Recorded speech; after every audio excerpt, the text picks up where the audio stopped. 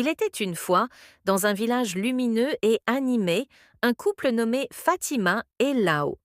Ils vivaient dans une petite maison, pas grande ni luxueuse, mais remplie d'amour. Fatima était très jolie, avec un sourire bienveillant qui illuminait la pièce, et Lao était fort et beau. Ils étaient très heureux parce qu'ils avaient 4 belles filles, chacune brillante et magnifique comme une pierre précieuse. Mais Fatima et Lao étaient très pauvres. Chaque jour, Lao travaillait très dur. Il allait dans les fermes des autres et faisait beaucoup de travail juste pour s'assurer qu'ils avaient assez de nourriture à manger. Ce n'était pas toujours beaucoup, mais ils étaient reconnaissants pour tout ce qu'ils avaient. Fatima aussi aidait beaucoup. Elle allait chercher de l'eau, lavait des vêtements pour d'autres personnes et portait des charges au marché. Tout cela pour ajouter un peu plus pour leur famille. Mais même avec tout leur travail, les choses étaient difficiles. Les petites filles grandissaient et elles avaient des besoins de livres et de crayons pour l'école, mais Fatima et Lo avaient souvent du mal à payer ces choses. Parfois, les filles rentraient à la maison plus tôt de l'école parce qu'elles ne pouvaient pas payer les frais.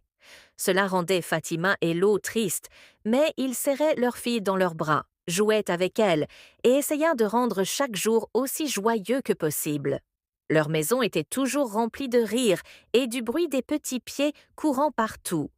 Même s'ils n'avaient pas grand-chose, Fatima et Lo s'aimaient énormément, ainsi que leur fille. Ils croyaient que d'une manière ou d'une autre, les choses s'amélioreraient. Ils ne savaient tout simplement pas encore comment.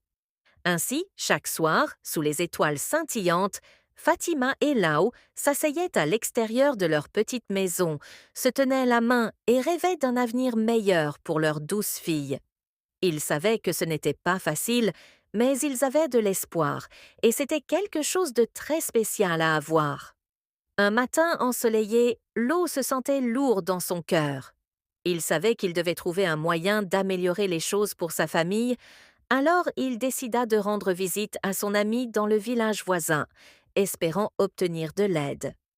Il marcha longtemps sous le grand ciel bleu en pensant à ses petites filles et à Fatima. Quand Lao arriva chez son ami, il fut accueilli avec un sourire chaleureux. Lao raconta à son ami les moments difficiles qu'il traversait et lui demanda s'il pouvait l'aider avec un peu d'argent. Son ami écouta attentivement, puis lui dit « Lao, je ne te donnerai pas simplement du poisson, je vais te montrer comment les attraper pour que tu ne sois plus jamais affamé. » Lao ne comprit pas tout de suite, mais il hocha la tête, espérant recevoir de bonnes nouvelles.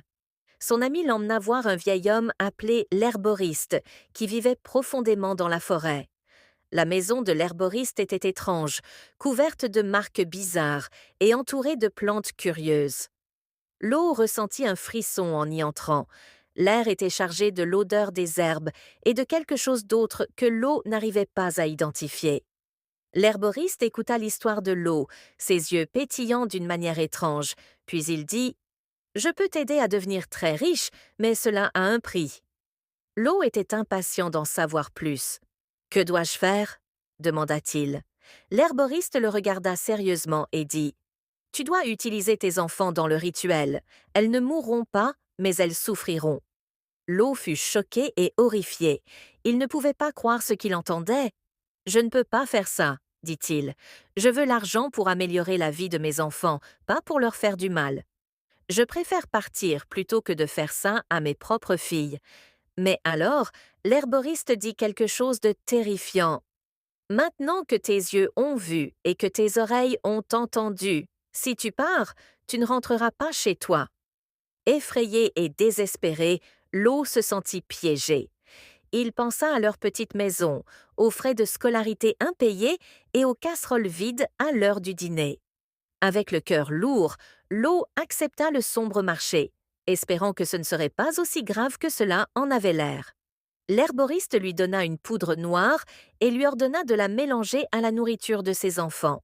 L'eau repartit de la maison de l'herboriste avec une petite pochette noire et la promesse que les choses changeraient.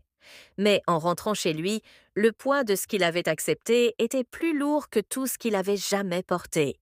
Lorsqu'il rentra, il fit ce que l'herboriste lui avait dit, mettant un peu de la poudre noire dans la nourriture de ses filles, en espérant de tout cœur que cela ne leur ferait pas de mal et que d'une manière ou d'une autre, tout irait bien.